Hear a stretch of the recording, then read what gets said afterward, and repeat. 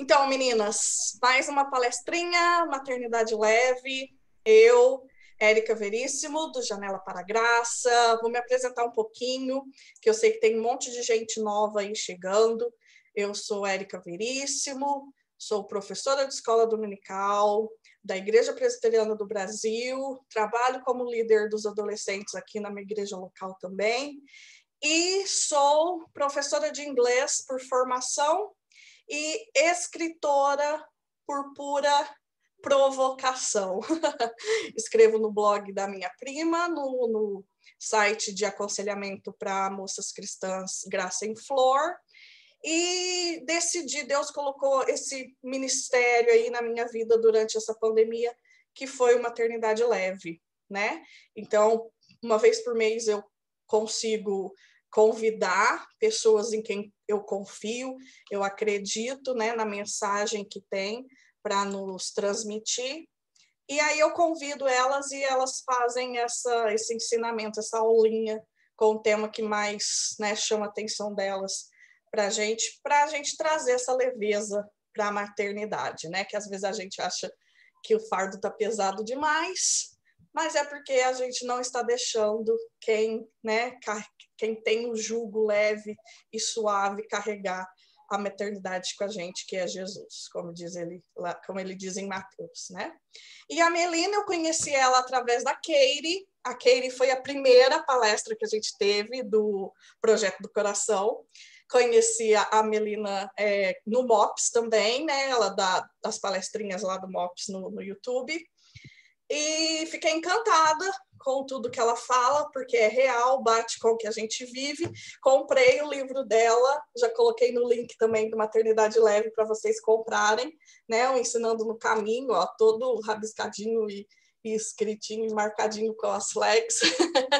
E é um livro gostoso de ler, porque ele vai te confrontando, mas ao mesmo tempo vai te ensinando. E aí decidi, né, chamar ela e ela prontamente aceitou. E hoje ela vai falar um pouquinho para a gente sobre esse livro, sobre o que está aqui, sobre educação cristã, sobre como levar Jesus ao nosso lar para os nossos filhos, né? A Melina está no @maternidade simples, né, Melina? Também está aí no IG dela, @Melina Rubaina, com a série, né, da aprovação, como é que é? Na Tempestade. Olha como eu esqueci, acabei de ver o último.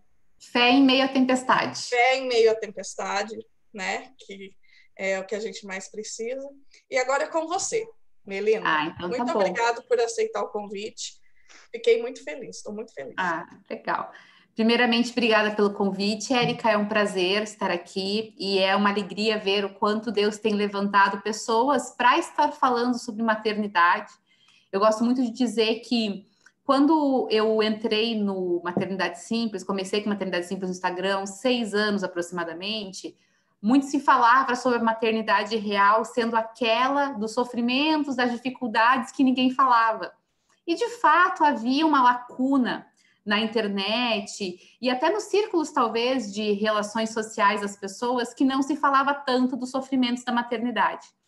Só que, de repente, esse se tornou, parece, a única temática da maternidade real. Parece que maternidade real se tornou sinônimo de sofrimento, de angústia, de dor, de todo aquele caos que a gente não diz que não existe, mas que nós, como mães, e principalmente mães cristãs, temos que aprender a lidar com. A Bíblia fala que é para ser para a maternidade, é para os nossos filhos trazerem grande alegria e paz às nossas almas. Mas realmente, se só tem sido difícil, doído, sofrido, tem alguma coisa de errado. Então, para mim, é uma alegria ver o quanto as pessoas têm se levantado para mostrar que a maternidade é sim um prazer, pode ser exercida com alegria e com leveza. Não que seja fácil todos os dias, mas na vida nada é fácil. Jesus falou que nós teríamos aflições nesse mundo, né? E se nós estamos falando de aflições gigantescas, às vezes como uma doença, como uma crise financeira, como a morte de algum ente querido, tantas coisas difíceis que nos afligem, quem dirá nas pequenas coisas que nós não teríamos dificuldades também, né? Então, nós temos que nos aproveitarmos, lembrarmos que nós temos o nosso socorro bem presente na hora da angústia, para nos apoiarmos em todo o tempo, inclusive em relação à maternidade. Por isso que me alegra muito em ver como as mulheres, principalmente cristãs, não têm aceitado para si a maternidade como um fardo, mas têm decidido viver essa missão com leveza, alegria e simplicidade. E então, aproveitando esse tema que você apresentou aí para nós conversarmos, que é a educação cristã, é um prazer falar sobre isso também, toda vez que eu sou chamada para falar sobre isso, porque eu entendo que isso é uma responsabilidade que nós temos. Eu vou compartilhar a minha tela, porque eu fiz uma apresentaçãozinha para a gente poder acompanhar os versículos juntas, tá bom? Ah, não, acho que... Você consegue me liberar? Eu acabei de liberar, porque eu então dou vamos aula lá. nesse computador. Achei E aí que você eu não tinha me deixo os proibido. alunos. Não, é que eu não deixo os alunos compartilharem, mas você pode. Então tá bom.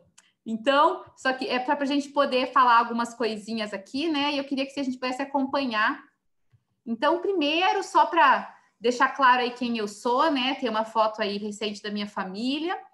Eu sou jornalista por formação, já desde 2006 eu sou formada. Eu sou mãe da Manuela, de 11 anos, da Ana Júlia, de 6 anos. Eu sou criadora do site Maternidade Simples, né, que está na internet, maternidadesimples.com.br, nas redes sociais também, como a Érica já explicou. E eu sou autora do livro Ensinando no Caminho também, como ela já falou, da editora Pão Diário. É um prazer, foi um prazer imenso poder escrever esse livro e ver como ele tem sido bênção na vida de muitas pessoas. É uma alegria toda vez que eu vejo alguém como a Érica comentando que está sendo útil. E eu estou no Maternidade Simples, no @ e também no Mel Robaina, que é o meu pessoal, que eu acabo falando mais intensamente de coisas relacionadas à vida cristã.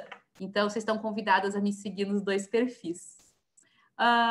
Eu queria que a gente lesse juntas aí Deuteronômio 6, de 6 a 9, por isso que eu fiz questão de colocar aqui na apresentação, que fala assim, né? Guarde sempre no coração as palavras que hoje eu lhe dou. Repita-as com frequência a seus filhos. Converse a respeito delas quando estiver em casa e quando estiver caminhando, quando se deitar e quando se levantar. Amarre-as às mãos e prenda-as à testa como lembrança. Escreva-as nos batentes das portas de sua casa e em seus portões. Esse texto está lá em Deuteronômio, capítulo 6, que foi Moisés ordenando ao povo que tinha saído do deserto, depois já tinha morrido aquela primeira geração, essa já era a segunda geração, que ainda não tinha visto todos os milagres de Deus, que não tinha participado lá atrás daquele milagre do Mar Vermelho, mas que cresceram ali dentro de gerações, ensinando a respeito da palavra de Deus, e a ordenança de Moisés era: guarde essas palavras que eu estou te ensinando e reproduza aos teus filhos. Em Salmo 78 tem um outro versículo que eu acho muito precioso, que fala assim, ó: não esconderemos essas verdades dos nossos filhos, contaremos à geração seguinte os feitos gloriosos do Senhor, o seu poder e as suas maravilhas, pois ele estabeleceu seus preceitos a Jacó e deu sua lei a Israel, ordenou os nossos antepassados que a ensinassem aos seus filhos. E para quê? Para que a geração seguinte, os filhos ainda por nascer, a conhecesse, ou seja, conhecesse a sua lei. E eles, por sua vez, ensinarão aos seus filhos. Eu acho lindo a gente entender que Deus tem um plano de tocar gerações e tocar essas gerações através da nossa vida. Então, o desejo de Deus é que a gente possa transmitir a palavra dele para os nossos filhos, para que os nossos filhos transmitam aos seus filhos e assim por diante. Tem um versículo que eu li essa semana no meu devocional, só não me lembro onde que era. Eu sei que era em Salmos, e falava que um povo que ainda não nasceu louvará o Senhor por saber da sua bondade para comigo. Então, né, a Érica comentou da série Fé em Meio à Tempestade no Mel Robaina, em que eu estou contando o testemunho de como foi a Ana Júlia, minha filha mais nova, que ficou no hospital no ano passado, e o que a gente aprendeu acerca de fé. Na verdade, eu escrevi um livro e eu separei esses capítulos do livro em pequenos vídeos para que eu possa contar essa história, né? O livro não foi publicado ainda, estou fazendo um financiamento coletivo para conseguir publicar, mas eu não quis deixar essa história parada, então eu quis compartilhar. E quando eu compartilho essa história, eu penso que talvez vocês aqui vejam, talvez daqui 5 anos alguém veja, talvez um povo que ainda nem nasceu tenha a oportunidade de conhecer essa história e, consequentemente, glorificar ao Senhor. Mas mais do que simplesmente um povo que eu não conheço, eu penso na minha própria descendência, nas crianças que virão da minha linhagem. E elas precisam estar, sim, dentro da minha preocupação. e começa dentro da minha casa com as minhas filhas. Então, é uma responsabilidade.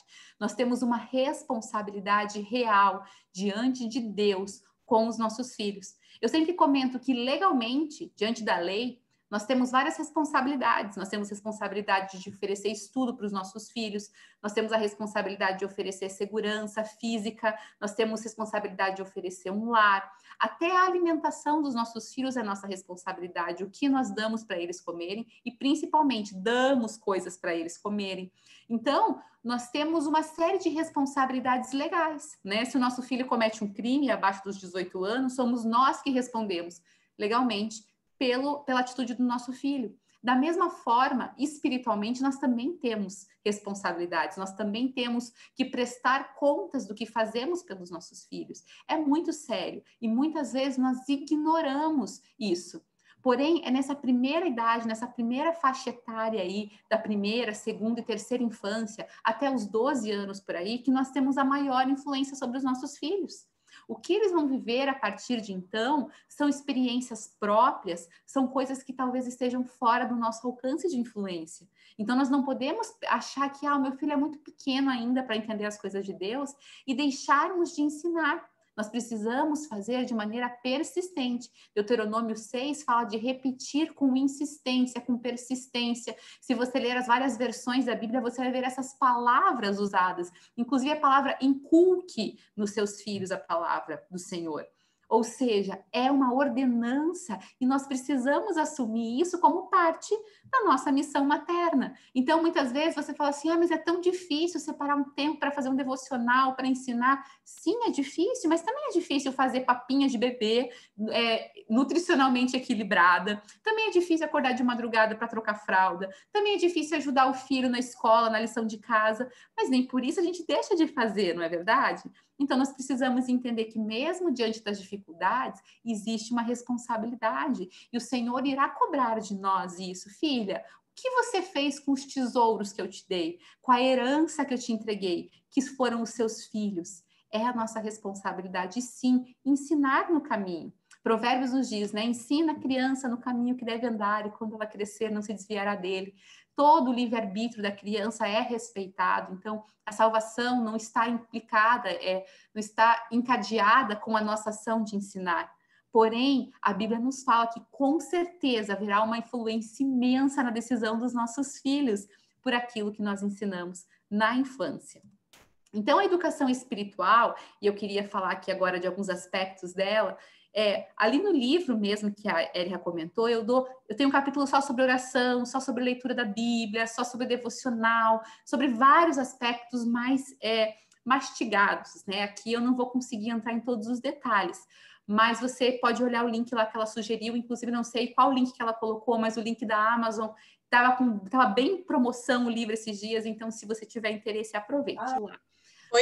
Foi esse que eu coloquei, o da Amazon. Então, o da Amazon, ele tá uma promoção bem boa, outro dia estava 12 e pouquinho, então dá para aproveitar.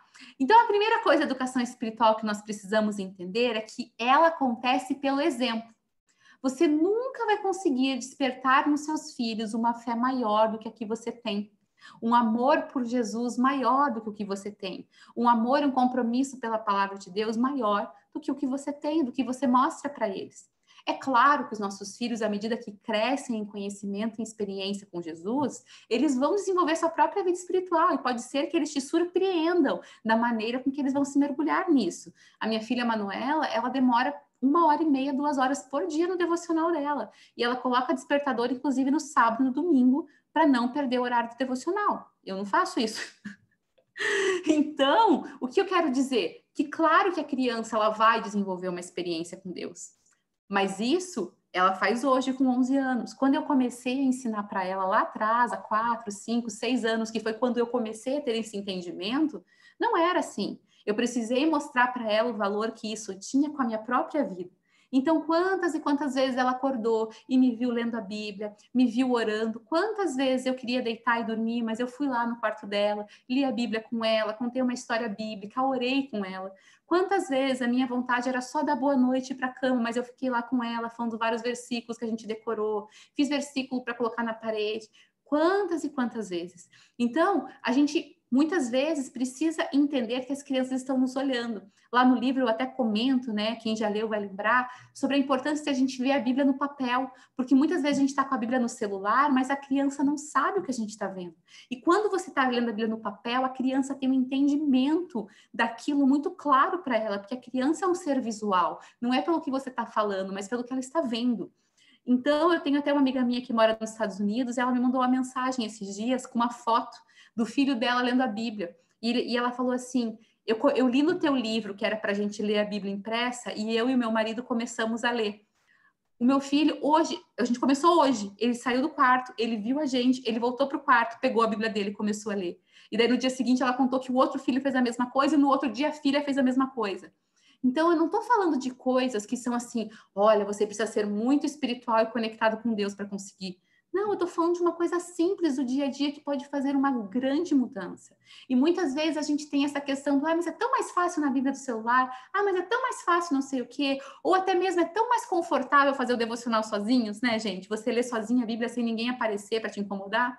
Mas são escolhas que nós temos que fazer pensando no exemplo que estamos comunicando para os nossos filhos. Então, eu sei que é difícil, mas lembre-se que o exemplo é o primeiro passo. E ali, quando Moisés dá ordem, em Deuteronômio, ele fala que é para a gente guardar essas palavras primeiro no nosso coração e em seguida ensinar. Então, se nós queremos ensinar, nós precisamos conhecer, amar e ter uma vida pessoal com Deus. Você não vai conseguir transmitir de maneira genuína aquilo que você não vive, aquilo que é só da boca para fora. Então, se envolva com Jesus, se envolva com a palavra de Deus, seja a principal chama de amor por Jesus na sua casa, para que o seu filho seja aquecido pela chama que há em você, para que ele possa, então, criar sua própria chama.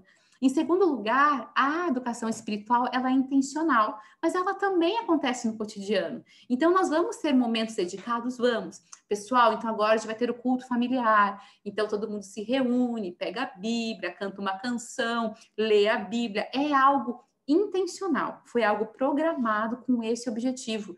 E são importantes esses momentos também. Um culto familiar, talvez uma vez na semana, uma vez a cada 15 dias. Tem família que consegue fazer uma vez por mês e está tudo bem, desde que isso se torne um hábito dentro da sua casa. Também o devocional diário, que provavelmente para as crianças pequenas você vai ter que fazer junto, vai ter que ensinar, mas você também vai ter que cobrar da criança mais velha se ela está fazendo.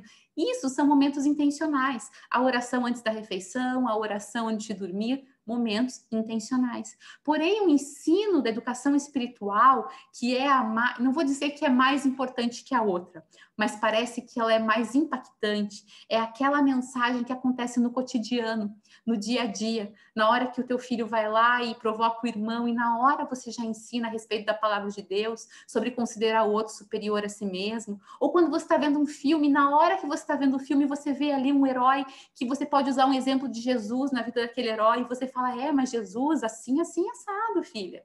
Né? E você vai usando as oportunidades do cotidiano para ensinar a palavra de Deus. Porque, na verdade, a nossa vida precisa sempre estar pautada na Bíblia. Então, tudo que fazemos, tudo que dizemos, precisa refletir a vida que tem em nós. E a vida que tem em nós é a vida de Cristo. Nós precisamos demonstrar o caráter de Cristo. E se de alguma maneira isso não está acontecendo, nós que somos pais e somos mães, devemos educar, devemos corrigir. Mas isso só será possível se nós estivermos muito conectados à palavra de Deus. Se você não conhece a palavra de Deus, na hora que chegar um momento aí que você tem a oportunidade de ensinar algo e você não conhece, vai passar a oportunidade. Então, hoje, um pouquinho antes aqui da nossa palestra, meu marido estava assistindo futebol americano e o time que ele estava torcendo contra, né, o outro time no caso, fez uma jogada bem ruim e ele começou a comemorar a jogada ruim. E na hora a Manuela olhou para ele e falou assim, pai, não pode se alegrar com a vitória do seu inimigo. Se seu inimigo se dá mal, não se alegre com ele. Não se alegre por isso, para que Deus não veja isso, não desvie sua ira. Daí ela falou aquele versículo de Provérbios que fala bem isso. E, assim, é uma brincadeira, mas mostra que a gente está conectado com a palavra de Deus o tempo todo. Então, a gente fala a palavra, a gente Eu gosto muito que uma expressão que meu pastor sempre usa, né? Nós somos uma esponja cheia de água. Onde você toca, sai água. Nós devemos ser uma esponja cheia da palavra de Deus. Você tocou em mim, tem que sair palavra de Deus.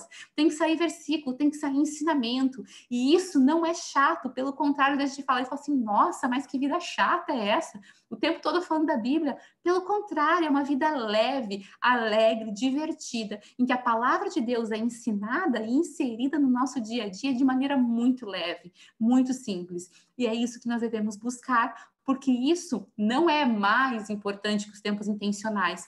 Porém, nós temos, considerando que nós temos ali 15 minutos de devocional diário com seu filho, somando as orações, devocional, oração antes de dormir, e teu filho dorme 10 horas por noite, vamos supor.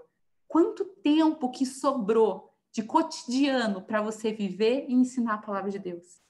Você tem aí mais de 13 horas para você usar para ensinar a palavra de Deus contra os 15 minutos de intencionais.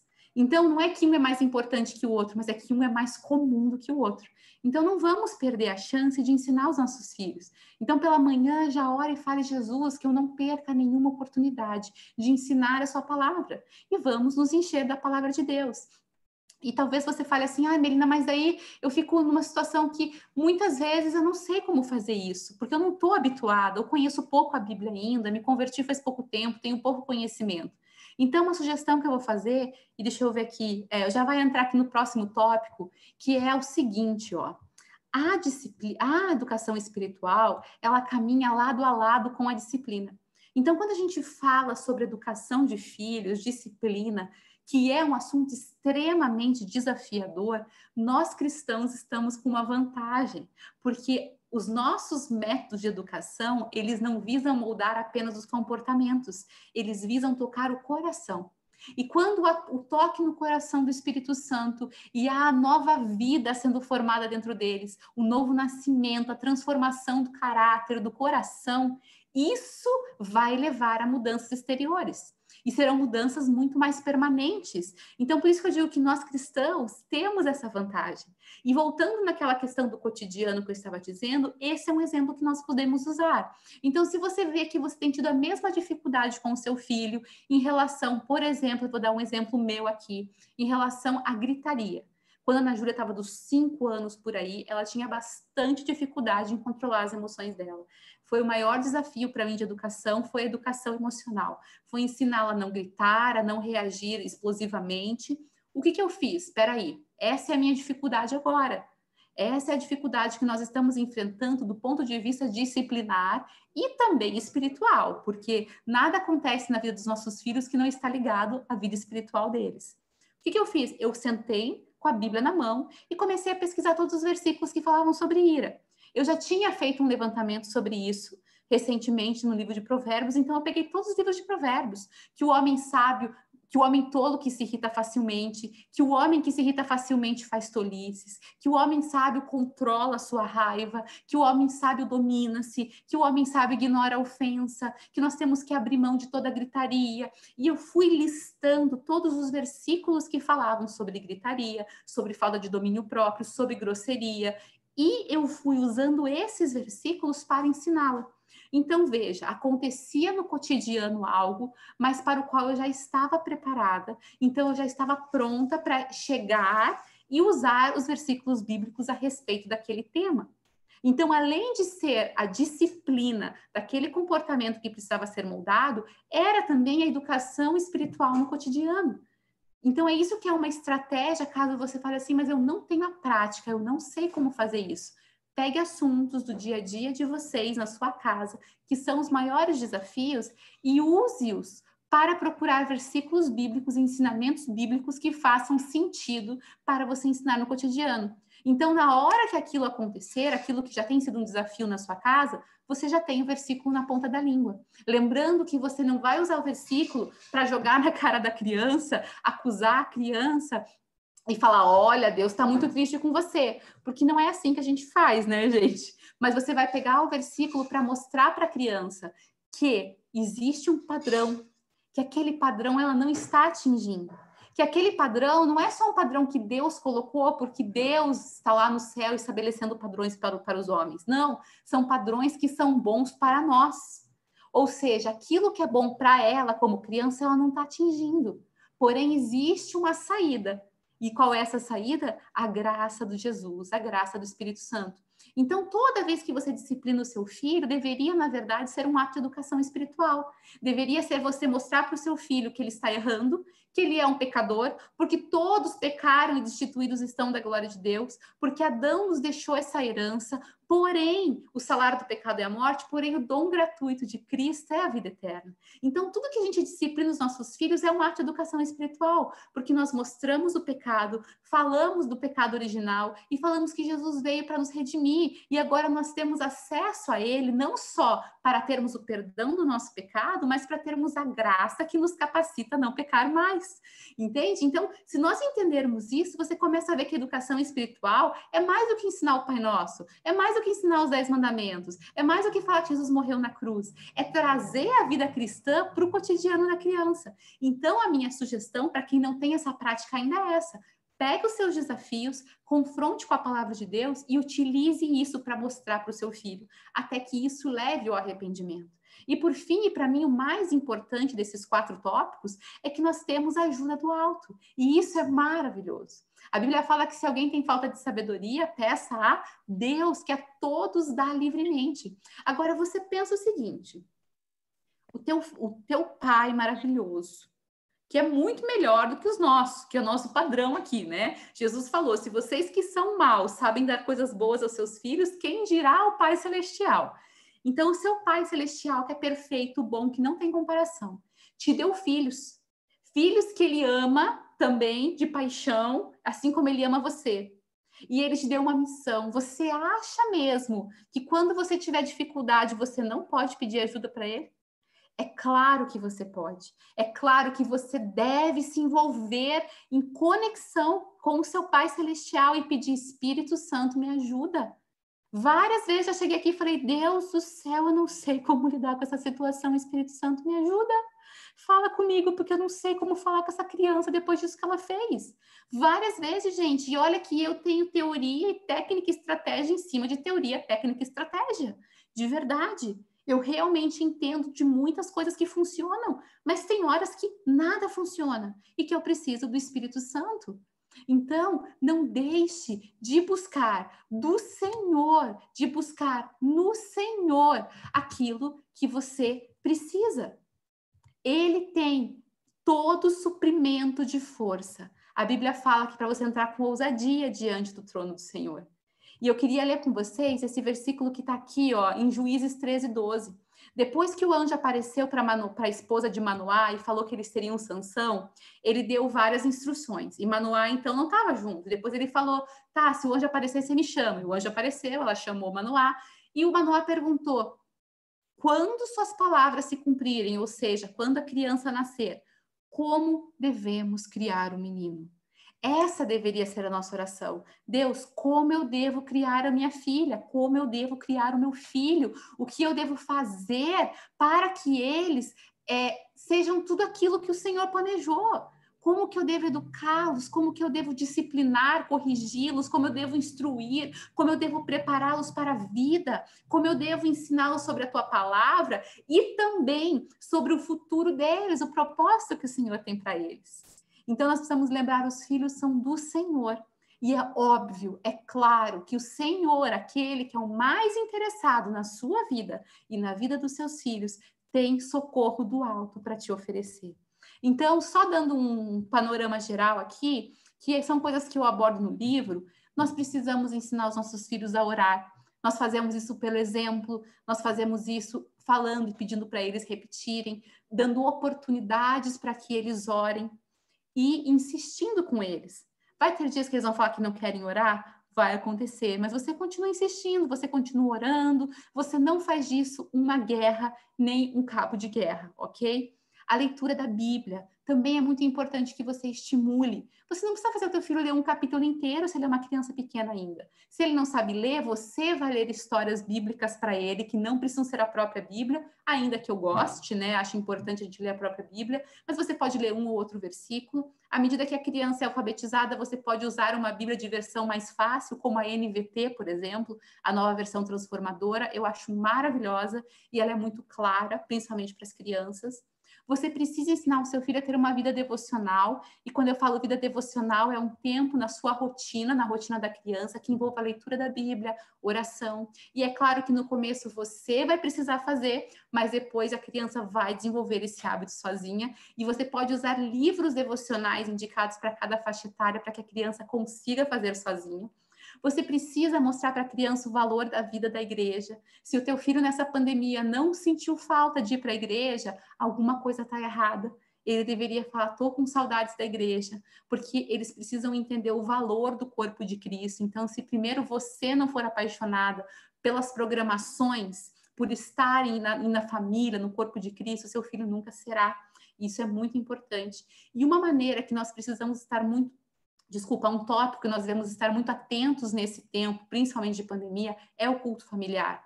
Nós deveríamos fazer isso sempre, como eu falei, não tem uma periodicidade certa, não tem certo ou errado, não tem o formato que é o correto. Mas reunir a família para juntos terem um tempo de oração, de leitura da Bíblia, de conversa sobre Deus, é fundamental. E agora na pandemia isso se mostrou ainda mais importante. Então, esses 5 tópicos deveriam ser tópicos que estão sempre aqui rodando na nossa cabeça, para pensar como inserir na minha rotina para que o meu filho não perca este contato com a vida de Deus, com a vida da igreja e, principalmente, eu sempre falo, nós estamos semeando. O Senhor é o único que dá crescimento. Nós não podemos, por mais que a gente plante na terra, a gente coloque adubo, a gente coloque água, você não faz o feijãozinho sair. Você não faz o feijãozinho brotar. Você pode fazer tudo, mas o único que tem o poder de fazer aquele feijão abrir é o Senhor que criou o feijão. E da mesma maneira com a palavra de Deus, o único que tem poder de fazer a semente brotar é o Senhor. Então façamos a nossa parte, aquilo que está ao nosso alcance. Preparamos a terra, regamos o coração, fazemos tudo que está ao nosso alcance. Mas o crescimento é o Senhor que dá. Então, busque esse crescimento do seu filho lá no teu secreto, na hora que você está orando, joelho no chão e clamando, para que toda boa semente possa frutificar. Eu quero agradecer vocês por terem me recebido aí com tanto carinho e amor, deixar aqui os meus contatos e permitir aí que a Érica possa fazer o encerramento. Eu sei que tem pouquinho tempo ali, mas também caso alguém queira fazer uma pergunta, não só aqui, mas também nas minhas redes sociais, eu estou sempre disponível para conversar. E agora, para encerrar aqui Ai, meu Deus, como que eu faço para encerrar? Pause share. Stop share. Aí. Bom, eu não tenho pergunta nenhuma, porque o que eu queria que você falasse para as minhas amigas, para as minhas mães amigas, foi exatamente o que você falou. É tudo que está no livro mesmo. No link que eu mandei hoje, ele está R$13. Aí com frete mais R$3, é isso aí. Então vale a pena. Eu já li ele de capa a capa 2 vezes e cada vez eu acho alguma coisinha. Então eu gostaria só de agradecer. Muito, muito obrigado mesmo, Melina.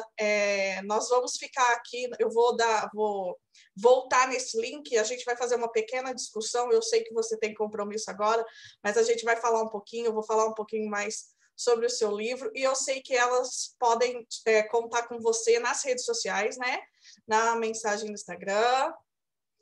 E eu só gostaria... Com certeza, podem sim, podem mandar sim. E só para comentar ali com a Fabíola, que eu vou mandar ali a versão que ela perguntou ali da Bíblia, tá? Em inglês. Ah, sim, é porque ela tá na Flórida. E eu gostaria, Melina, que você terminasse nesses 3 minutinhos que a gente tem com uma oração, por favor. Tem que soltar seu áudio. Aí. Senhor, eu te agradeço, Deus, pelo privilégio de sermos mães, pelo privilégio, Deus, de podermos falar deste tesouro que são os filhos que o Senhor nos deu.